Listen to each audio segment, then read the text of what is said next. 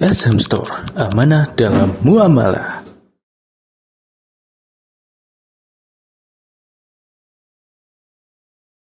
Bismillahirrahmanirrahim. Assalamualaikum warahmatullahi wabarakatuh. Alhamdulillahi ala ihsani wa syukru lahu ala taufiqihi wa amtinani wa asyhadu an la ilaha illallah wahdahu la syarika lahu ta'ziman li sya'ni wa asyhadu anna Muhammadan abduhu wa rasuluhu da'ila ridwani. Allahumma salli alaihi wa ala alihi wa ashabihi wa ikhwani. Hadirin dan hadirat dirahmati oleh Allah Subhanahu wa taala.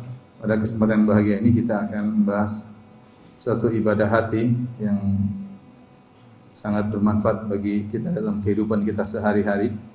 Ibadah hati tersebut adalah ibadah berhusnudzan kepada Allah Subhanahu wa taala, berbaik sangka kepada Allah Subhanahu wa taala.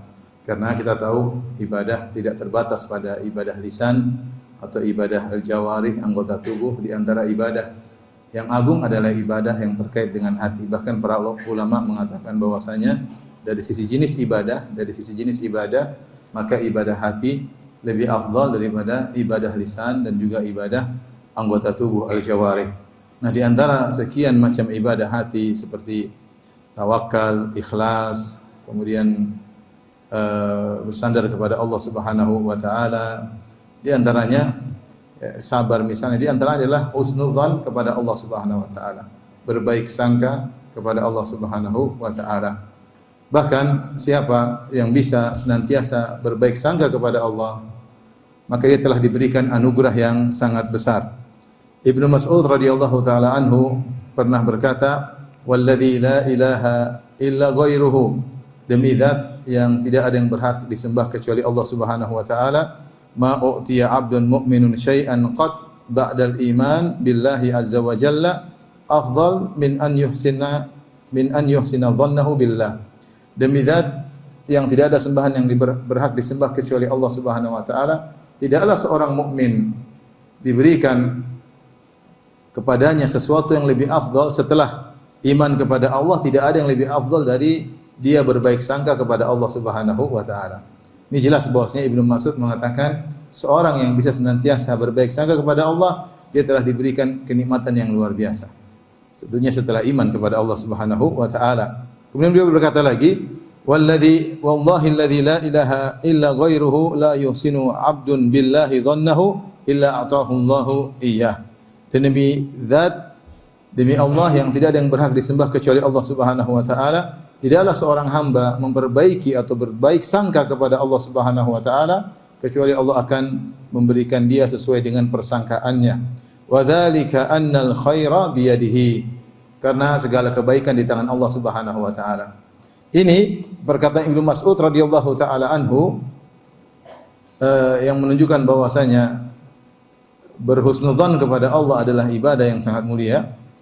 Didukung atau dikuatkan dengan hadis Nabi sallallahu alaihi wasallam dalam suatu hadis qudsi di mana Allah Subhanahu wa taala berfirman, "Ana inda dhanni 'abdi bi." Sungguhnya aku berdasarkan persangkaan hambaku kepadaku. "Falyadhunna bi 'abdi ma syaa." Maka hendaknya hambaku berprasangka kepadaku dengan apa yang dia kehendaki. "In dhanna khairan falahu." Kalau dia berbaik sangka kepadaku, maka baginya kebaikan. Wa in dhanna syarran falahu. Kalau dia berburuk sangka kepadaku, maka bagi dia keburukan. Maka seorang jangan berburuk sangka kepada Allah, tapi hendaknya dia berbaik sangka kepada Allah Subhanahu wa taala. Allah mencela orang-orang musyrikin yang berburuk sangka kepada Allah. Ya. Demikian juga orang-orang munafikin yang berburuk sangka kepada Allah Subhanahu wa taala. Di antaranya Allah berfirman, "Wa yu'adzibal munafiqina wal munafiqati wal musyrikina wal musyrikati dhannina billahi dhannas saw." Dan Allah ingin mengazab orang-orang munafikin, lelaki munafikin maupun wanita-wanita munafik, demikian juga lelaki-lelaki musyrik dan wanita-wanita musyrikah yang berburuk sangka kepada Allah Subhanahu wa taala. Jadi mereka berburuk sangka kepada Allah Subhanahu wa taala. Bentuk buruk sangka mereka kepada Allah sangat banyak, ya. Ibnu Qayyim rahimahullah menjelaskan dengan terperinci, namun ini bukan saatnya kita menjelaskan hal tersebut. Tapi mereka berburuk sangka kepada Allah Subhanahu wa taala, ya.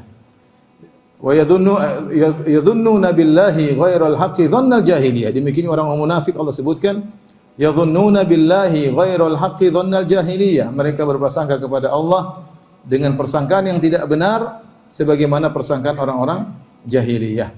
Jadi kita tidak boleh berprasangka buruk kepada Allah Subhanahu wa taala. Apapun kondisi yang terjadi, tetap kita berbaik sangka kepada Allah Subhanahu wa taala. Nah, pada kesempatan kali ini kita ingin menanamkan hal ini kepada diri kita masing-masing. Karena tidak mungkin kita berbaik sangka kepada Allah kecuali kita mengenal siapa Rabb kita. Kita mengenal siapa Rabb kita, bagaimana sifat-sifatnya, agar kita berbaik sangka kepada Allah Subhanahu wa taala. Baik, di antara dalil-dalil yang menjadikan hendaknya kita berbaik sangka kepada Allah Subhanahu wa taala, di antaranya Allah memiliki sifat kasih sayang yang Allah tuangkan dalam namanya Ar-Rahman dan Ar-Rahim. Ar-Rahman dan Ar-Rahim, ya. Nama Ar-Rahman disebutkan dalam Al-Quran banyak, mungkin 50 lebih. Ar-Rahim lebih lagi, 100 lebih Ar-Rahim. Allah sering mengulang-ulang nama ini, Ar-Rahman, Ar-Rahim, Ar-Rahim, Ar-Rahman, Ar-Rahim, ya, banyak. Untuk menekankan kepada kita bahwasanya dialah yang maha pengasih lagi maha penyayang. Bahkan setiap surat kita baca, kita selalu buka dengan Bismillahirrahmanirrahim. Kecuali surat Al-Bara'ah, itu ada khilaf di kalangan para ulama, dan pendapat yang terpilih kenapa tidak dibuka dengan Bismillahirrahmanirrahim, karena para sahabat khilaf apakah surat Al-Bara'ah merupakan atau surat At-Taubah merupakan sambungan dari surat Al-Anfal ataukah dia terpisah secara sendiri. Ketika sebagian sahabat berpendapat surat Al-Bara'ah merupakan sambungan dari surat Al-Anfal, maka mereka tidak pisahkan dengan Bismillahirrahmanirrahim. Tapi semua surat selalu dibuka dengan apa? Dengan menyebut nama Allah yang Maha Pengasih lagi Maha Penyayang. Ikhwan dan akhwat yang rahmatillah Subhanahu wa taala. Dan kasih sayang Allah Subhanahu wa taala kepada hamba-hambanya lebih daripada kasih sayang seorang ibu kepada anaknya. Dalam satu hadis yang diriwayatkan oleh Al-Imam Al-Bukhari, Imam Muslim, dari sahabat Umar bin Khattab radhiyallahu taala anhu. Umar bin Khattab radhiyallahu anhu berkata, ya, qudima Rasulullah sallallahu alaihi wasallam bisabyin. Suatu hari didatangkan kepada Nabi sallallahu alaihi wasallam tawanan-tawanan perang. Di situ ada anak-anak, di situ ada para wanita dalam suatu peperangan. Fa idza imra'atun minas sabyi tas'a. Tiba-tiba di antara tawanan-tawanan tersebut ada seorang wanita ibu-ibu yang berusaha, dia sedang ke sana kemari mencari anaknya yang hilang. Ya, dia sedang mencari anaknya yang hilang. Idh wajadat sabiyan minas sabyi fa akhadhathu. Tiba-tiba dia mendapati salah seorang anak yang tercecer di antara tawanan-tawanan tersebut, maka dia pun segera mengambil anak tersebut, fa alzaqathu bi batniha, kemudian dia pun memeluk anak tersebut dengan di perutnya, fa arda'athu, kemudian dia pun menyusui anaknya. Maka ketika melihat pemandangan tersebut seorang ibu kepada anak, ada kasih sayang antara kakak terhadap adik, adik terhadap kakak, ayah terhadap istri, ayah terhadap ibu, ya, suami terhadap istri, ya, anak terhadap ayah, anak terhadap ibu. Namun tidak ada yang melebihi kasih sayang seorang ibu terhadap apa? Anaknya. Bagaimana dia tidak mengasihi anaknya sementara anaknya tersebut pernah dalam perutnya selama 9 bulan. Ya. Yang suka dukanya bersama anaknya tersebut. Maka dia sangat sayang kepada anaknya. Wanita ini tentu sangat sayang kepada anaknya. Tentu sangat sayang kepadanya. Dalam sebagian riwayat bahkan dia sambil mencari anaknya, dia merasa kesakitan karena air susunya berlebihan. Maka setiap dia mendapati seorang anak, maka dia susui sambil memeluknya. Dia susui. Dia dapat anak lagi, dia susui. Sampai dia mendapati anaknya yang sesungguhnya. Jangankan anak dia, anak orang pun dia sayangi. Ya, dia susui dengan memeluknya. Bagaimana lagi dengan anaknya sendiri? Bisa dibayangkan, kasih sayang terbesar adalah kasih sayang seorang ibu terhadap anaknya. Terlebih lagi dalam kondisi ini ketika sang ibu baru kehilangan anaknya. Maka dia mencari dengan penuh kesedihan. Mencari anaknya. Ketika dia dapati anaknya yang selama ini hilang, tentu saat itu mengalir kasih sayang yang luar biasa. Kasih sayang seorang ibu, dari ibu yang baru kehilangan anaknya, kemudian dia mendapatkan anaknya tersebut, maka tidak ada bisa tergambarkan kasih sayang di antara makhluk terbesar seperti kasih sayang seorang ibu terhadap anaknya. Ketika Rasulullah SAW melihat pemandangan seperti ini, Rasulullah SAW ingin memberi pelajaran kepada para sahabat dengan kaidah walillahil mathalul a'la, bagi Allah perumpamaan yang lebih dahsyat, lebih tinggi. Maka Nabi berkata, Atarawna hadhil mar'ah taridatan waladaha finnar, wahai para sahabat, menurut kalian ibu yang seperti ini, yang tadi nangis-nangis cari anaknya, kemudian dapat segera dia peluk, akan melemparkan anaknya tersebut ke api? Kata para sahabat, qulna la wallah, tidak mungkin bagi dia tadi nyari-nyari anaknya. Bagaimana kemudian dia akan melemparkan anak itu? Anaknya itu adalah darah daging yang pernah dalam perutnya selama 9 bulan, ya. Maka karena para sahabat tahu ini kasih sayang terbesar seorang ibu terhadap anak. Maka Nabi SAW berkata, "Lallahu arhamu bi ibadihi min hadi bi waladi." Allah lebih sayang kepada hamba-hambanya daripada seorang ibu terhadap anaknya. Ini harus kita yakini. Bagaimana kita meyakini hal ini, ikhwan dan akhwat yang dirahmati Allah Subhanahu wa taala? Kenapa? Karena meskipun kita pernah dalam perut ibu kita selama 9 bulan, tapi yang menciptakan kita siapa? Allah Subhanahu wa taala. Memang kita hasil pertemuan antara mani ayah kita dengan sel telur ibu kita, kemudian menjadi janin. Tapi yang mengurus janin tersebut jadi embrio, kemudian bertumbuh, kemudian ditiupkan ruh, siapa? Allah Subhanahu wa taala. Jadi kita ini hasil ciptaan, kreasi, Allah kreator. Yang mengkreat kita siapa? Allah Subhanahu wa taala. Saya kasih gambaran walillahil mathalul a'la. Kalau seorang dia membuat sesuatu hasil karya, dia sayang enggak dengan hasil karyanya? Dia sayang. Dia tidak. Antum bikin sesuatu, antum menemukan mobil, antum sayang enggak dengan ciptaan antum? Penemuan antum sayang. Nih, kita ini menciptakan siapa? Allah Subhanahu wa taala. Bagaimana Allah tidak sayang sama kita? Ibu kita benar. Kita pernah dalam perutnya. Hanya kita nempati perutnya. Tapi yang memberi asupan gizi, yang perhatikan perkembangan kita, yang mengurusin kita, ya sampai kita keluar adalah Allah Subhanahu wa taala. Makanya saya merenungkan di antara doa yang disebut dengan Sayyidul Istighfar. Doa istighfar yang terbaik. Allahumma anta rabbi, ya. La ilaha illa anta khalaqtani wa ana abduk. Doa tersebut dibuka dengan demikian. Ya Allah, sungguhnya Engkau adalah Tuhanku. Tidak ada sembahan yang berhak disembah kecuali Engkau. Khalaqtani, Engkau yang telah menciptakan apa? Aku. Wa ana abduk, dan aku adalah hamba-hambamu.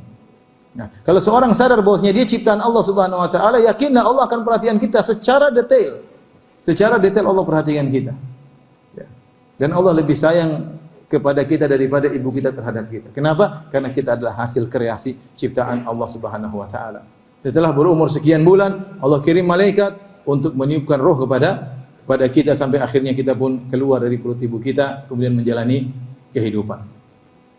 Di antara hal yang menakjubkan, ya, sampai Allah menurunkan hukum-hukum syar'i yang terkait dengan anak kecil, tentang bayi ketika orang tuanya bercerai. Allah sebutkan di antara rangkaian ayat terkait cerai, bisa jadi seorang lelaki menceraikan istrinya, kemudian dia marah sama istrinya, atau istrinya marah sama dia, yang menjadi korban adalah anaknya. Maka Allah berfirman, wal walidatu yurdi'na auladahunna haulaini kamilaini liman arada ayyutimma radha'ah wa 'alal mauludi lahu kiswatuhunna wa rizquhunna wa kiswatuhunna bil ma'ruf la tukallafu nafsun illa wus'aha la tudara walidatun biwaladiha wa la mauludun lahu biwaladihi wa 'alal warithi mithlu dzalik. Dalam surat Al-Baqarah kata Allah, para wanita yang menyusui anak-anaknya hendaknya mereka menyusui anaknya 2 tahun meskipun sudah diceraikan oleh suaminya. Kemudian Allah sebutkan wajib bagi bapaknya untuk beri nafkah kepada istrinya, ibu dari anaknya meskipun sudah dicerai. Wajib dikasih nafkah, wajib dikasih baju, karena ibunya yang ngurus apa? Anaknya. Wajib. Allah perhatikan karena kemaslahatan tentang sang anak. Sampai Allah mengatakan, la tudara walidatun biwaladiha wala mauludun lahu biwaladihi. Jangan sampai seorang ibu karena masalahnya dia memberi kemudaratan kepada sang anak atau sebaliknya. Misalnya sang ibu jengkel sama suaminya, bekas suaminya, kemudian saya tidak mau menyusui anak. Atau sang ayah karena jengkel sama bekas istrinya, mantan istrinya, saya tidak mau kasih kamu rezeki, ngurus anak, mengurus sendiri. Tidak boleh, Allah punya aturan. Wajib bagi kamu kasih apa? Kasih rezeki pada mantan istrimu, dan ini wanita wajib menyusui apa? Anakmu. Ya. Jadi perhatikan bagaimana Allah sampai mengurusi hukum terkait dengan sang anak yang kadang dilalaikan oleh kedua orang tua karena ada persengketaan di antara mereka berdua. Ini menunjukkan bagaimana Allah sayang kepada anak. Ya. Oleh karenanya, di antara bukti bahwasanya Allah lebih sayang kepada hambanya daripada orang tua kepada anaknya Kita tahu betapa sering seorang anak bermasalah dengan ibunya. Kemudian ketika dia minta maaf, terkadang ibunya tidak mau terima. Terkadang ibunya tidak mau menerima maaf. Ibunya mungkin marah. Kalaupun memaafkan mungkin tertunda, ya. Tidak langsung memaafkan. Kadang ibunya marah-marah sama dia tanpa sebab. Terkadang seorang anak merasa dizalimi oleh ibunya karena lebih sayang kepada anak yang lain. Ini terjadi. Ya. Seorang anak bermasalah dengan ibunya, kemudian ngemis-ngemis minta maaf sama ibunya tidak maafkan. Ibunya usirlah segalanya. Tapi Allah Subhanahu wa taala tidak demikian. Seorang bermaksiat, sebesar-besar maksiat, sebejat-bejat dirinya, ya. Sebanyak-banyak maksiat dia lakukan. Kalau dia kembali kepada Allah, dia menangis minta ampun kepada Allah, Allah terima tobatnya atau tidak? Terima. Kata Allah, "Alam ya'lamu annallaha huwa yaqbalu taubatan ibadih." Tidakkah mereka tahu bahwasanya Allah Subhanahu wa taala dialah yang menerima taubat dari hamba-hambanya. Ikhwan dan akhwat yang dirahmati oleh Allah Subhanahu wa taala. Kemudian Allah Subhanahu wa taala mengurusi manusia, ya, dengan detail, diberikan rizki. Kemudian Allah Subhanahu wa taala kirimkan rasul untuk menyampaikan hidayah kepadanya. Allah Subhanahu wa taala turunkan Al-Qur'an, kitab suci agar menjadi petunjuk kepadanya. Yang ini tidak bisa dilakukan oleh kedua orang tuanya. Allah perhatian kepada dia, ya, perhatian kepada dia. Makanya di antara perkataan yang menakjubkan perkataannya Ibnu Daqiqil Aid dalam Syarah Al-Arba'in An-Nawawiyah ketika dia mensyarah hadis al-muslim la yakhira al-muslim, ya, la yakhira akhahu bihasbi imri'in min asy-syarri an yahqira akhahu al-muslim. Cukuplah seorang dikatakan buruk ketika dia merendahkan sesama muslim saudaranya. Kemudian Ibnu Daqiqil Aid menjelaskan, kenapa kamu tidak boleh merendahkan saudaramu? Karena saudaramu ini yang ciptakan siapa? Allah Subhanahu wa taala. Kemudian Allah kirimkan rasul untuk beri hidayah kepadanya. Allah turunkan Al-Qur'an agar dia dapat petunjuk. Begitu perhatian Allah kepadanya, Allah muliakan dia. Kemudian kau merendahkannya, tidak pantas bagimu untuk merendahkan seorang muslim yang telah dimuliakan oleh Allah Subhanahu wa taala. Ikhwan dan akhwat dirahmati Allah Subhanahu wa taala. Itu di antara dalil yang membangkitkan kita untuk berhusnudzon kepada Allah Subhanahu wa taala dalam segala kondisi, bahwasanya Allah sangat sayang kepada kita. Kemudian di antara hal yang membantu kita untuk husnudzon kepada Allah Subhanahu wa taala, Allah mengatakan dirinya innahu huwal barrur rahim. Dialah Allah Subhanahu wa taala yang maha baik dan maha penyayang. Allah gandengkan sifat Ar-Rahim atau nama Ar-Rahim dengan nama Al-Barr. Al-Barr artinya Allah maha baik. Kebaikan Allah melebihi segalanya. Tidak ada yang baik seperti Allah Subhanahu wa taala. Kalau makhluk berbuat baik kepada kita, maka kebaikan tersebut hanya sementara. Hanya sementara, bertempo dan terbatas kebaikannya. Ya, meskipun orang tua ada keterbatasan dalam berbuat baik kepada kita. Tidak selamanya dia berbuat baik kepada kita, terkadang dia berbuat salah kepada kita. Apalagi teman kita. Teman kita baik sama kita, tapi kebaikan dia bertempo dan terbatas. Adapun Allah Subhanahu wa taala baik kepada kita setiap saat. Allah beri rezeki kepada kita, Allah berikan kemudahan bagi kita dan banyak kenikmatan yang Allah berikan kepada kita sementara kita bermaksiat kepada Allah Subhanahu wa taala. Sementara kita bermaksiat kepada Allah Subhanahu wa taala, Allah tetap berikan rezeki. Ya, menunjukkan bagaimana maha baiknya Allah Subhanahu wa taala. Ya. Dari maha pengampunannya, ya, dari maha pemberi rezekinya, dari maha kasih sayangnya. Nah, kalau kita semakin mempelajari tentang nama-nama Allah, maka kita semakin memahami sifat-sifat Allah dan kita semakin berhusnudzon kepada Allah Subhanahu wa taala. Saking begitu kuatnya kasih sayang Allah Subhanahu wa taala sampai disebutkan dalam hadis ketika Firaun akan meninggal dunia, ya, Allah sebutkan dalam surat Yunus, kata Allah Subhanahu wa taala, hatta idza adrakahul gharaqu qala amantu annahu la ilaha illa alladhi amanat bihi banu Israil. Ketika Firaun akan tenggelam, setelah hilang segala kesombongannya, hilang segala keangkuhannya, dan dia akan tenggelam, dia melihat ombak yang akan menutupinya. Tiba-tiba dia berkata, amantu annahu la ilaha illa alladhi amanat bihi banu Israil. Dia bersyahadah. Dia berkata, tidak ada yang berhak disembah kecuali Engkau ya Allah. Aku beriman kepada kepada Tuhannya Banu Israel. Wa ana minal muslimin, dan aku memasrahkan diriku kepada Rabbul Alamin. Dia beriman. Tapi apakah Allah terima imannya? Kata Allah, al-ana wa qad asaita qablu wa kunta minal mufsidin. Sekarang baru kau sadar Fir'aun, sebelumnya kau termasuk orang yang melakukan kerusakan. Ketika kisah ini Fir'aun akan tenggelam dan dia qomat kamit bilang la ilaha illallah. Ini disaksikan oleh Jibril alaihissalam. Dalam hadis yang hasan, Jibril berkata kepada Nabi sallallahu alaihi wasallam, "Ya Muhammad, falau ra'aitani wa ana akhudhu min halil bahri fa adussuhu fihi makhafata an tudrikahu ar-rahmah." Wahai Rasulullah, seandainya kau lihat aku waktu itu Fir'aun qomat kamit, aku segera ambil lumpur, aku masukkan lumpur dalam mulutnya. Supaya dia tidak qomat kamit, jangan sampai dia bilang astagfirullah. Kalau dia bilang astagfirullah, khawatir Allah rahmati dia, dan aku tidak mau dia dirahmati oleh Allah Subhanahu wa taala. Kenapa? Jibril tahu benar siapa Allah Subhanahu wa taala. Jibril tahu Allah Maha apa? Maha baik. Seandainya Fir'aun qomat kamit terus, bisa saja Allah ampuni Fir'aun.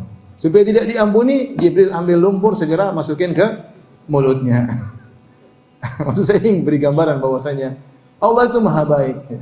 Fir'aun yang kurang ajar, yang mengatakan saya Tuhan kalian yang maha tinggi, yang sombongnya luar biasa, ya. Allah tidak langsung kirim halilintar untuk bakar dia, tapi Allah kirim Musa alaihissalam, Allah kirim Harun, dua nabi Allah kirim untuk mendakwahi dia. Siapa tahu dia sadar. Bahkan Allah kasih pesan kepada Musa dan Harun alaihimassalam, faqula lahu qawlan layyina la'allahu yatadzakkaru aw yakhsha. Ucapkanlah kalian berdua kepada Fir'aun dengan ucapan yang baik, siapa tahu dia sadar. Allah kasih kesempatan untuk dia sadar. Namun dia membangkang dan di akhirnya meninggal dalam kondisi kafir. Padahal Allah sudah kirimkan para rasul kepada Fir'aun, ya. Lihatlah bagaimana kasih sayang Allah begitu luar biasa. Sampai Allah mengatakan tentang ashabul ukhdud, orang-orang yang membakar kaum mukminin dan kaum mukminat. Kata Allah Subhanahu wa taala, innal ladzina fatanul mu'minina wal mu'minati tsumma lam yatubu. Sungguhnya orang-orang yang membakar, fatanu di sini maksudnya membakar. Sungguhnya orang-orang yang membakar kaum mukminin dan kaum mukminat, itu ribuan orang yang beriman, dibakar hidup-hidup sambil dalam kondisi bersenang-senang dengan pemandangan siksaan tersebut. Kejamnya luar biasa, ya. Sudah membakar dan bersenang-senang dengan melihat siksaan tersebut. Wa hum 'alaiha qu'ud, mereka sambil nongkrong menyaksikan pemandangan tersebut. Apakah orang seperti ini masih bisa diampuni? Masih kalau mereka bertobat. Ya, kita kalau lihat di luar ada seorang kemudian narik ulama, kemudian dibakar hidup-hidup, kita ingin orang tidak akan diampuni oleh Allah. Ini hamba Allah, ini ulama, rajin ibadah, dibakar hidup-hidup. Ini satu orang. Bagaimana kalau yang dibakar ribuan orang? Wali-wali Allah dibakar. Apakah masih mungkin bisa bertobat? Masih. Kata Allah, innal ladzina fatanul mu'mina wal mu'minati tsumma lam yatubu falahum adzabu jahannam wa lahum adzabul hariq. Sungguhnya orang-orang yang telah membakar hidup-hidup kaum mukminin kaum mukminat, kemudian mereka tidak bertobat, bagi mereka azab yang pedih, bagi mereka azab yang membakar. Artinya apa? Kalau mereka bertobat akan diterima oleh Allah Subhanahu wa taala. Makanya ketika seorang salah membaca ayat ini, dia pun menangis, dia berkata, "Unzuru ila karamillah." Lihatlah bagaimana baiknya Allah Subhanahu wa taala. Qatalu awliya'ahu. Ini orang-orang telah membunuh wali-walinya, tapi Allah masih menyuruh mereka untuk bertobat kepada Allah Subhanahu wa taala. Fir'aun seandainya bertobat, diterima atau tidak tobatnya? Diterima. Namun dia tidak bertobat. Tobatnya sudah terlambat. Kenapa bisa demikian? Karena Allah Maha Pengampun lagi Maha Penyayang. Karena Allah Maha baik. Enggak kurang ajar kah Fir'aun? Sangat kurang ajar. Yang ciptakan alam semesta Allah, yang ciptakan dia adalah Allah. Kemudian mengaku saya Tuhan. Ini kurang ajar banget. Bayangkan antum punya perusahaan, antum yang bangun sama perusahaan, terus ada anak buah, antum didik dari kecil, kemudian dia bilang saya bos, saya yang punya semua. Kira-kira antum bedil kepalanya atau tidak? Allah Subhanahu wa taala, Firaun sudah kurang ajar, Allah masih sayang. Allah kasih kirim Nabi Musa, Nabi Harun, namun dia tidak mau kembali kepada Allah Subhanahu wa taala. Kemudian ini semua hal-hal yang menjadikan kita yakin bahwasanya Allah Subhanahu wa taala sangat sayang kepada kita dan sangat perhatian kepada kita. Betapa sering ikhwan kita berdoa, doa kita dikabulkan. Betapa sering kita diselamatkan dari kejahatan yang tidak kita sadari. Kita bersuruh kalau saya kemarin lewat situ mungkin saya sudah celaka. Kalau kemarin saya ikut mungkin saya sudah celaka. Allah selamatkan kita tanpa kita sadari. Betapa sering. Ya. Betapa sering kita sudah bingung menghadapi permasalahan, enggak ada yang bisa tolong kita. Kita angkat tangan sambil nangis, tiba-tiba Allah kabulkan permohonan kita. Ya mungkin orang tua kita berlepas diri enggak tahu bisa bantu atau tidak. Saudara kita, teman-teman kita berlepas diri, kita angkat tangan, Allah beri pertolongan kepada kita. Inilah semua perkara-perkara yang menjadikan kita hendaknya berprasangka baik kepada Allah Subhanahu wa taala. Baik, ikhwan dan akhwat yang rahmatillah Subhanahu wa taala. Yang terkadang buat kita sulit berprasangka baik kepada Allah, kenapa? Ketika kita bermaksiat. Ketika kita tidak ikut prosedur. Yang membuat kita untuk mudah berprasangka baik kepada Allah kalau kita prosedural. Saya sudah bertakwa, saya sudah beribadah, saya sudah berdoa, terjadi apa yang terjadi, ya sudah itu pasti yang terbaik. Karena saya sudah ikut apa? Prosedur. Ya, ikut prosedur. Maka masalah prasangka baik atau buruk kepada ini suatu hal yang terkadang tidak bisa kita kontrol hati kita. Maka kalau ingin agar kita senantiasa berprasangka baik kepada Allah, hendaknya kita selalu dekat kepada Allah Subhanahu wa taala. Kita berkhalwat bersama Allah Subhanahu wa taala. Kita baca Quran, berduaan dengan Allah Subhanahu wa taala. Kalau kita bermaksiat, kita bertobat kepada Allah Subhanahu wa taala. Kita yakin Allah Maha Pengasih, Allah Maha Pengampun. Allah sangat sayang kepada hambanya yang berdosa kemudian kembali kepada Allah Subhanahu wa taala, ya. Bayangkan kalau seorang ibu ada anaknya nakal, tentu dia marahin, mungkin dia jewer, mungkin dia usir dari rumah. Setelah seminggu anaknya balik, tentu akan dipeluk kembali oleh sang ibu. Allah lebih sayang daripada ibu ini kepada anaknya. Maka seorang tidak usah ragu-ragu untuk kembali kepada Allah Subhanahu wa taala. Sementara dia selalu ikut prosedur, bertakwa kepada Allah semaksimal mungkin. Kalau dia berdosa dia segera bertobat, maka insyaallah dia mudah untuk husnuzan. Dia mudah untuk husnuzan karena dia tahu Allah Subhanahu wa taala memperhatikan dia secara detail, ya. Baik. Ada kondisi-kondisi di mana kita ditekankan untuk lebih lagi husnuzan kepada Allah Subhanahu wa taala. Kondisi-kondisi tersebut di antaranya yang pertama, ketika akan meninggal dunia. Ketika akan meninggal dunia, ini hendaknya seorang benar-benar berhusnudzan kepada Allah Subhanahu wa taala. Dalam hadis kata Nabi sallallahu alaihi wasallam, la yamutanna ahadukum illa wa huwa yuhsinu dhanna billahi azza wa jalla. Janganlah sekali-sekali salah seorang dari kalian meninggal dunia kecuali dia berbaik sangka kepada Allah Subhanahu wa taala. Sehingga sebagian ulama berpendapat jika seorang dalam kondisi kritis, ya, sakaratul maut, dia lebih menguatkan sisi raja'nya daripada sisi khaufnya. Karena seorang mukmin selalu berjalan di antara khauf dan raja, berharap kepada Allah dan takut kepada Allah. Tapi kalau menjelang sakaratul maut, hendaknya raja'nya dia perkuat. Raja'nya dia perkuat. Husnudzan kepada Allah Subhanahu wa taala. Sebenarnya disebutkan ada salah seorang salaf, ya. Dia ketika akan meninggal, dia mengatakan, sungguh selama di dunia Allah telah memuliakan aku. Padahal masih di dunia. Bagaimana lagi jika aku telah berpindah ke akhirat? Allah mestinya memuliakan aku lebih lagi jika aku sudah tiba di rumah akhirat, ya. Jadi dia husnuzan, ya. Selama ini saya dimuliakan oleh Allah, ya. Maka dia husnuzan bahwasanya di akhirat pun Allah akan memuliakan apa? Memuliakan dia. Ini perlu dikuatkan ketika akan meninggal dunia, ya. Semua tidak ada yang memastikan dirinya masuk surga atau tidak, tapi ketika akan meninggal dunia, roja'nya diperkuat.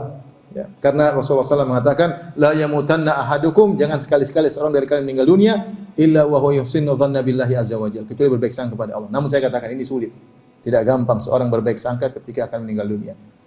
Kenapa? Hati bisa berkhianat, hati bisa berkhianat.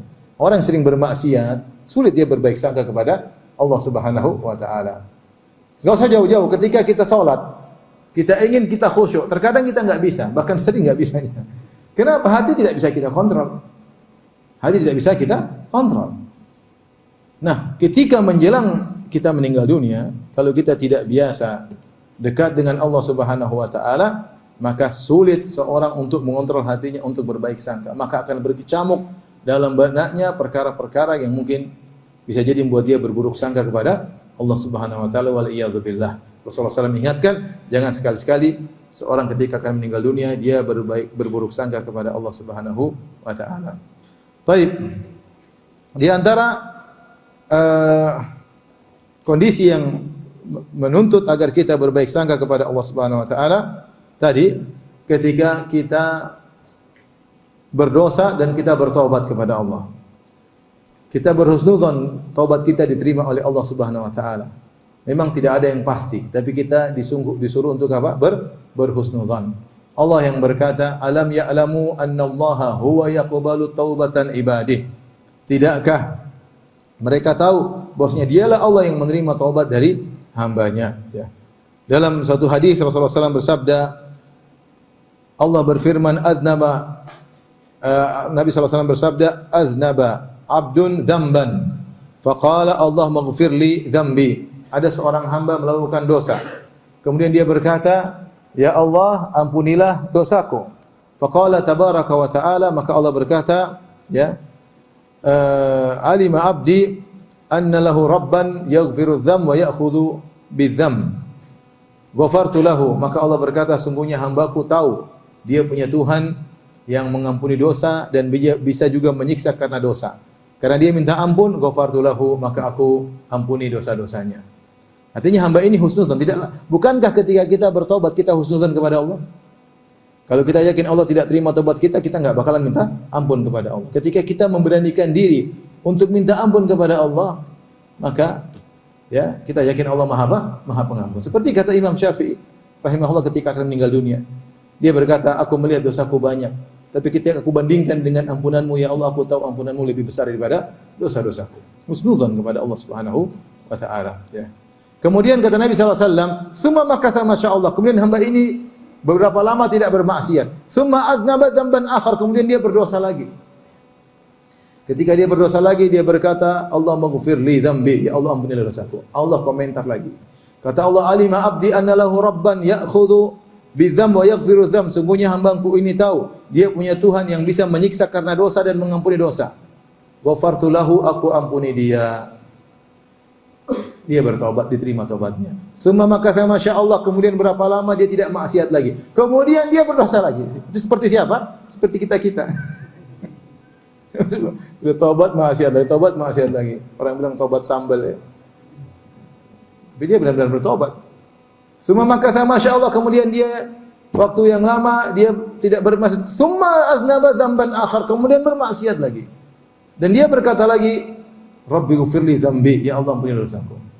Maka Allah mengatakan, "Falyamal abdi ma syaa." Ya. Ghafartu lahu, aku ampuni dia. Silakan dia melakukan apa yang dia kehendaki. Artinya selama seorang hamba berdosa kemudian bertobat, Allah senantiasa akan mengampuni apa? Dosa-dosanya. Kenapa? Karena Allah adalah Ghafur dan Ghaffar. Ghafur dan Ghaffar. Ghaffar maksudnya Allah Subhanahu wa taala akan mengampuni dosa meskipun berulang-ulang. Karena wazan fa'al menunjukkan kathrah, menunjukkan kuantitas. Allah orang melakukan dosa sebanyak minta ampun berulang-ulang, Allah akan ampuni karena dia adalah Ghaffar. Dan Allah Al-Ghafur, wazan fa'ul menunjukkan kualitas. Maksudnya seorang melakukan dosa sebesar apapun, kalau dia minta ampun Allah akan apa? Ampuni. Karena dia Ghaffar dan dia adalah Ghafur. Jadi seorang ketika melakukan dosa, jangan dia tunda-tunda minta ampun.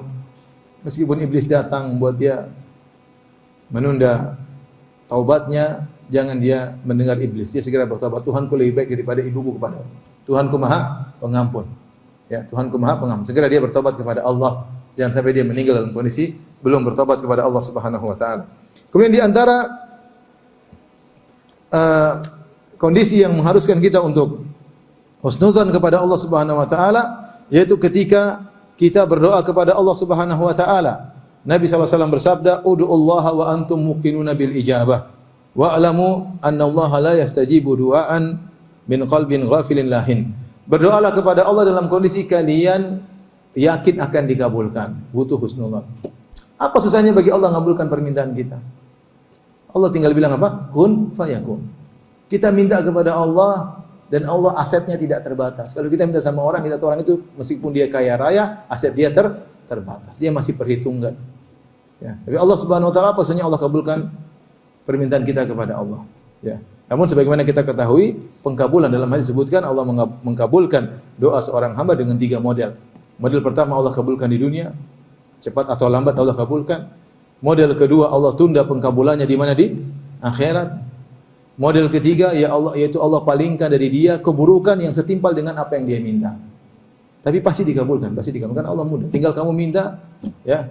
Makanya Umar bin Khattab mengatakan, inilah ahmilu hammal ijabah, walakin ahmilu hammad doa. Aku tidak peduli, aku tidak mikirin tentang dikabul atau tidak, tapi aku memikirkan kapan aku berdoa. Karena kapan aku berdoa, pasti dikabulkan oleh Allah Subhanahu wa taala. Hanyalah pengkabulannya terserah Allah Subhanahu wa taala yang lebih tahu tentang kemaslahatan kita. Bisa jadi Allah kabulkan di dunia cepat atau lambat. Dan betapa sering kita berdoa setahun, 2 tahun Allah tidak kabulkan. Allah tak kabulkan tahun ketiga. Ketika itu pas, oh Allah baru kabulkan sekarang. Seandainya Allah kabulkan setahun lalu mungkin tidak pas untuk menjalaninya. Atau Allah kabulkan di akhirat. Allah enggak kabulkan di dunia, Allah akan berikan ganjaran lebih afdal di mana di akhirat. Atau Allah palingkan keburukan setimpal dengan doa yang kita minta. Misalnya seorang berdoa, ya Allah saya minta duit 100 juta misalnya. Allah tidak kabulkan. Dia minta lagi ya Allah 100 juta, Allah tidak kabulkan. Tapi Allah selamatkan dia dari kerugian 100 juta dalam perdagangannya misalnya, tanpa dia sadari. Atau Allah menyelamatkan dia dari kecelakaan yang harusnya membuat dia rugi, mobilnya rusak 100 juta. Dia tidak sadari. Oleh karenanya tidak ada capeknya, tidak ada ruginya kita berdoa. Berdoa itu ibadah. Dan kita berdoa husnudzon. Tidak ada susahnya bagi Allah. Jangan kita bilang, saya doa siapa tahu dikabulkan. Siapa tahu. Jangan coba-coba Allah ya. Kalau sama orang kita coba-coba. Siapa tahu dia lagi baik hati. Ini orang memang susah kalau orang kan asetnya terbatas. Kalau Allah tidak terbatas, tinggal kun fayakun. Jadi ketika doa langsung connecting sama Allah, yakin Allah Maha mendengar, angkat tangan menangis, yakin Allah mengabulkan. Jangan coba-coba ketika berdoa kepada Allah Subhanahu wa taala. Di antara kondisi yang mengharuskan kita untuk berhusnuzan kepada Allah Subhanahu wa taala ketika kita terkena musibah atau perkara yang tidak kita sukai. Kita berkata, qaddarallahu ma syafa'al. Qaddarallahu ma syafa'al. Kita berkata, alhamdulillahi ala kulli hal. Bayangkan kita muji Allah dalam kondisi yang tidak kita sukai. Kenapa kita disyariatkan untuk mengatakan alhamdulillah ala kulli hal? Segala puji bagi Allah dalam segala kondisi agar kita yakin bahwasanya di balik ini ada hikmah yang tidak kita ketahui. Makanya kita memuji Allah. Tidaklah kita memuji Allah kecuali ada kebaikan yang dilakukan oleh Allah. Ada hikmah yang tidak kita sadari. Yang tidak kita sadari. Ya. Allah Subhanahu wa taala lebih mengerti tentang masalah diri kita. Allah yang lebih mengerti. Ya. Jadi kalau ada jomblo, kemudian dia melamar seorang akhwat, dia sangat cinta, ternyata ditolak, bilang alhamdulillah ala kulli hal. Ternyata dia mendapat cewek yang kurang begitu cantik, dia bilang alhamdulillah ala kulli hal. Mungkin kalau dia dapat cewek yang cantik, mungkin dia lupa ibadah. Tiap hari tidur sama cewek tersebut. Dan kalau dia dapat cewek yang pas-pasan, ya mungkin dia tidur, dia bangun malam. Allah lebih tahu. Ya, husnuzon aja. Husnuzon. Mau saya gampang itu. Apa susahnya bagi Allah? Ini Allah tahu yang terbaik bagi apa? Bagi kita. Kita minta kaya, Allah tidak kasih kaya. Kenapa? Kalau kaya mungkin kita lupa ibadah. Apa orang munafik berkata, "Wa minhum man ahadallah la in atana min fadli lanasaddaqanna." Di antara mereka yang berjanji, kalau Allah berikan kami rezeki, kami akan bersedekah. Tatkala Allah berikan rezeki, mereka malah tidak bersedekah. Lupa dengan janjinya kepada Allah Subhanahu wa taala. Di antara kita ada yang punya hutang. Dia berdoa, ya Allah lunaskan hutang. Kalau tidak dilunas-lunasi. Terus bertahun-tahun tidak lunas-lunas. Kenapa? Kalau Allah lunasi mungkin dia tidak sholat malam lagi. Allah ingin dia menangis di setiap malam. Ya. Mungkin ada seorang istri punya masalah dengan suaminya. Masalahnya tidak hilang-hilang. Bertahun-tahun tidak pernah hilang masalahnya. Kenapa? Agar dia selalu bangun malam menangis. Dia tahu tidak ada yang bisa menolongnya kecuali siapa? Allah. Ya, yakin Allah yang lebih tahu. Yang lebih tahu apa yang lebih maslahat bagi apa? Bagi kita. Ibnu Qayyim menyebutkan suatu pernyataan, dia mengatakan, kalau manusia selalu selamat, selalu sehat, selalu berhasil, dia pasti sombong. Dia pasti terkena penyakit Firaun yang sombong dan angkuh. Kenapa? Dia selalu berhasil. Kita aja kalau enggak pernah rugi, saya dong kalau jualan enggak pernah rugi. Sombong atau tidak? Sombong. Tapi Allah kasih kalah sesekali, Allah kasih rugi sesekali, Allah kasih jatuh sesekali, Allah kasih sakit sesekali agar dia tidak terkena penyakit tersebut tanpa dia sadari. Seandainya semua permintaannya dikabulkan, dia akan sombong dan angkuh, terkadang terkena penyakit apa? Ujub. Allah yang lebih tahu tentang kebaikan seorang hamba. Maka seorang tatkala terkena musibah dia bilang apa? Alhamdulillah ala kulli hal. Kalau ditolak bilang apa? Alhamdulillah ala kulli hal. Minta izin untuk poligami tidak diizinkan, bilang alhamdulillah ala kulli hal. Bercanda ya. Baik. Nanti ibu marah ya. Demikian ikhwan dan akhwat yang rahmati Allah Subhanahu wa taala, inilah sedikit hal-hal yang membantu kita untuk senantiasa berbaik sangka kepada Allah Subhanahu wa taala. Saya katakan tadi, sulit bagi kita untuk husnudzon kepada Allah kalau kita jauh dari Allah Subhanahu wa taala. Maka kita harus dekat dengan Allah. Tidak harus kita baca Quran, tidak ada waktu kita baca Quran, ada waktu kita berzikir kepada Allah, zikir pagi petang, kita berdoa dengan Allah. Selesaikan dulu kegiatan kita, HP dimatikan dulu, kemudian kita berzikir pagi petang. Kita berdoa dengan Allah Subhanahu wa taala. Kita lagi ngobrol, kita hentikan ngobrolan kita zikir pagi petang. Ada waktu kita baca Quran, ada waktu kita salat malam, ada waktu salat witir, ada waktu kita mengadakan kedua tangan, kita merengek-rengek minta kepada Allah Subhanahu wa taala. Sementara kita senantiasa dekat. Meskipun kedekatan tersebut terkadang diselingi dengan maksiat dan kita istighfar, sementara kita masih prosedural, insyaallah kita akan tetap bisa husnudzon kepada Allah Subhanahu wa taala ya. Jadi inilah ibadah yang agung, berhusnuzon kepada Allah Subhanahu wa taala, dan siapa yang memiliki hati seperti ini senantiasa berbaik sangka kepada Allah, maka dia telah diberikan kenikmatan yang luar biasa, kata Ibnu Mas'ud tadi. Demi Allah, kata dia, tidak ada yang berhak disembah kecuali Allah. Dia adalah seorang hamba mukmin diberikan kenikmatan yang lebih afdal, lebih agung setelah keimanan, seperti berhusnuzon kepada Allah Subhanahu wa taala. Ngapain kita suudzon kepada Allah? Allah sudah ciptakan kita, Allah berikan hidayah kepada kita Islam, berarti Allah ingin kita baik, ya sudah husnuzon aja. Kalau Allah buktinya kita ikut pengajian, berarti ya Allah ingin kebaikan bagi kita. Jangan suudzon kepada Allah Subhanahu wa taala. Demikian. Kalau ada yang bertanya, saya persilahkan. Kalau tidak ada, alhamdulillah. Ada. Alhamdulillah ala kulli hal.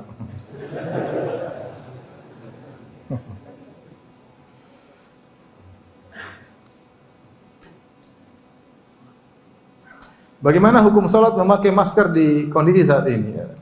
Kembali, saya nggak tahu ya masing-masing. Kalau sudah bukan daerah merah ya, ngapain pakai apa? Masker ya. Kalau memang daerahnya merah atau masih ada tersebar penyakit ya tidak mengapa kita pakai apa? Masker. Tapi kalau ada peraturan misalnya dalam perjalanan, kemudian atau kita mungkin pulang dari perjalanan jauh, kita yang pakai masker. Orang-orang nggak usah. Kita yang pulang dari perjalanan jauh kita pakai masker. Mungkin yang dari luar negeri, masih daerah tersebut daerah merah, ya kita yang pakai masker ya. Tapi itu kembali masing-masing ya, karena seorang punya komorbid masing-masing, seorang punya penyakit masing-masing. Dan saya bilang sekarang ini sepertinya sudah tidak ada corona, tapi yang meninggal masih ada. Termasuk ini ada kisah nyata, ada orang kaya tinggal di tempat kawasan elit di Jakarta.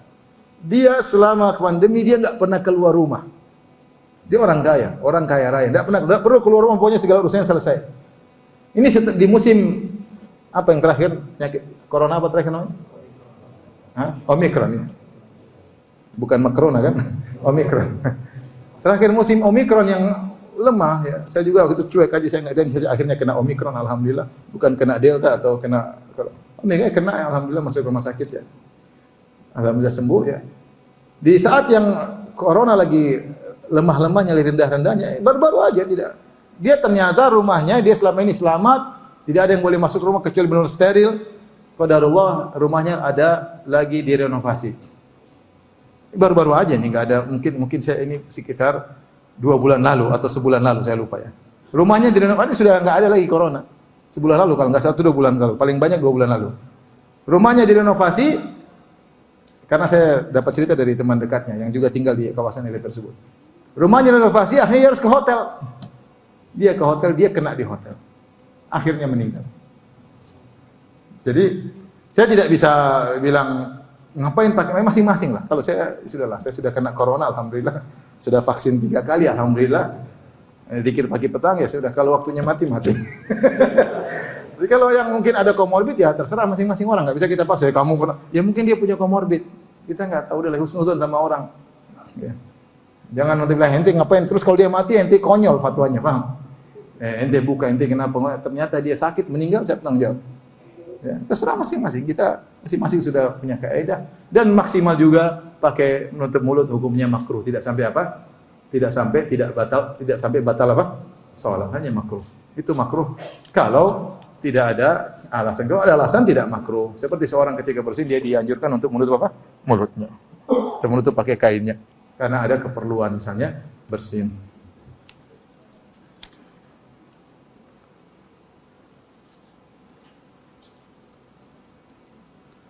Di warung kami datang orang non-muslim mendakwakan agamanya kepada kami dan kepada beberapa teman jualan yang lain. Sebaiknya bagaimana kami mengambil sikap? Dakwahi dia.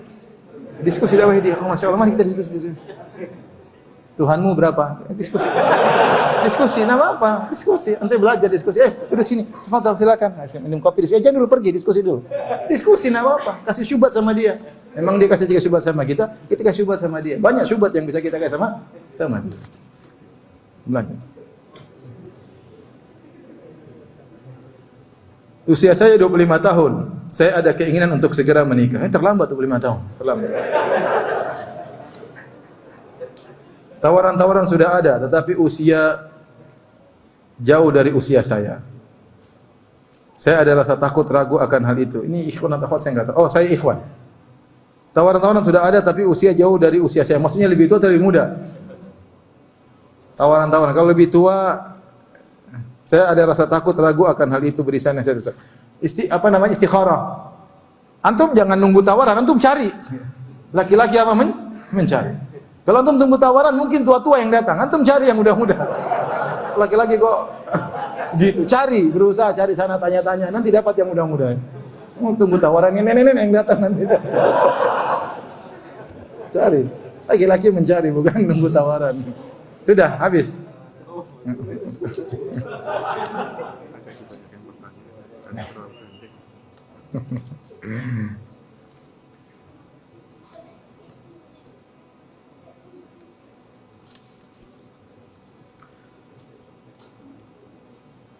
Kedudukan istighfar dan zikir, apa yang sebaiknya sering diucapkan di antara kedua tersebut? Kita gabungkan, tapi istighfar itu bukan sekedar zikir, dia zikir plus doa. Karena istighfar itu wazan istaf'ala, istaf'ala itu permohonan. Beda kalau kita mengatakan subhanallah, kita sedang mengingat Allah, subhanallah maha suci Allah. Tidak ada permohonan di situ. Tapi kita mengingat Allah, dengan Allah kita tenteram, kita dapat pahala. La ilaha illallah, subhanallah, maha suci Allah dari segala kesyirikan. Maha suci Allah dari orang-orang yang mensekutukannya. Maha suci Allah dari orang-orang yang menyembah makhluk, menyembah nabi, menyembah sapi, menyembah berhala, menyembah benda-benda langit. Maha suci Allah dari segalanya. Alhamdulillah, segala puji bagi Allah atas segala nikmat yang Allah berikan kepada kita, baik dalam kondisi yang kita suka maupun yang tidak kita sukai. Alhamdulillah. Subhanallah, alhamdulillah, wa la ilaha illallah, tidak ada yang berhak disembah kecuali Allah. Allahu akbar, Allah maha besar dari segalanya. Alam semesta sangat kecil di sisi Allah Subhanahu wa taala. Tidaklah langit dan bumi, kata Ibnu Abbas, tidaklah langit dan bumi dalam genggaman Allah seperti biji sawi di dalam genggaman salah seorang dari kalian. Allah yang mengurusi langit dan bumi, wala yaudu hifdzuhuma, dan tidak letih bagi Allah ketika menjaga langit dan bumi. Allah maha besar. Makhluk ini sangat kecil, kata Allah. Wa ma qadarullah haqqa qadrih. Mereka tidak mengagungkan Allah sebagaimana mestinya. Wal ardu jami'an qabdatuhu yaumal qiyamah. Pada hari kiamat bumi dalam genggaman Allah, was samawati matwiyatun bi yaminih, dan langit-langit dilipat dengan tangan kanan Allah. Makhluk ini sangat kecil. Allahu akbar. Kemudian kita berzikir la haula wala quwata illa billah. Tidak ada perpindahan dari, tidak ada kekuatan, wala haula, la haula, haul artinya perubahan. Tidak perubahan dari sakit menjadi sembuh, dari lemah menjadi kuat, dari mundur menjadi maju kecuali dengan izin Allah. Tidak ada kekuatan kecuali dengan izin Allah. Ini semua adalah bentuk mengingat Allah, tapi tidak ada permohonan. Kalau istighfar ada permohonan. Astaghfirullah, aku mohon ampunan darimu ya Allah. Aku mohon engkau menutup aibku dan mengampuni diriku sehingga aku tidak terkena dampak maksiat yang aku lakukan. Dua-duanya punya kedudukan. Tetapi Ibnu Taimiyah rahimahullah taala menyebutkan di antara zikir yang paling agung adalah apa? Istighfar. Makanya Nabi sallallahu alaihi wasallam mengatakan tuba liman wajada fi sahifati istighfaran katsiran. Sungguh beruntung orang yang mendapati dalam catatan amalnya banyak istighfar. Tapi kita gabungkan, kadang-kadang kita berzikir subhanallah, alhamdulillah, Allahu akbar. Seringnya kita astagfirullah, astagfirullah, tubu ilaih, astagfirullah, tubu ilaih.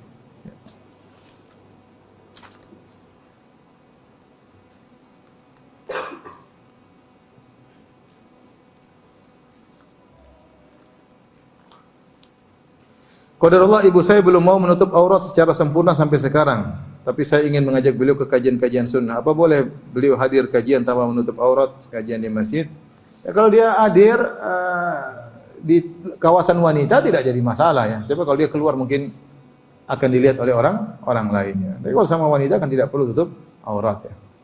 Wallahu a'lam bishawab, ya coba ajak mungkin pelan-pelan ya, mungkin mudah-mudahan yang lain juga bisa mengerti, apalagi di tanah air biasalah orang terbuka auratnya. Mungkin mudah-mudahan tidak apa-apa, bawa saja pelan-pelan, meskipun dia mungkin belum menutup aurat secara sempurna, bawain kerudung, mudah-mudahan lama-lama dia bisa menjadi lebih sempurna.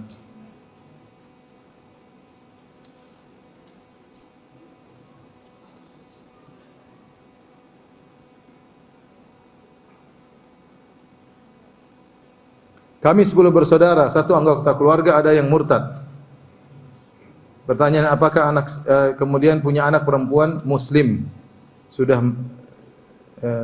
meninggal? Apakah anak si murtad yang muslim ini mendapatkan warisan? Saya baru tahu pertanyaan seperti ini. Allah alam ya. Saya enggak tahu. Kalau orang murtad tidak dapat apa? Warisan. Tapi masalahnya anaknya aturannya kalau murtad ini tidak ada, nurun kepada anaknya. Saya enggak tahu ini pertanyaan ini. Allah alam. Baik, demikian saja kajian kita. Bapak dan Ibu yang rahmati Allah Subhanahu wa taala ya. Antum belum makan siang kan? Saya husnudzon, maka antum makan dulu ya, mudah-mudahan bisa kuat dan berenergik ya. Demikian wabillahi taufiq wal hidayah. Assalamualaikum warahmatullahi wabarakatuh.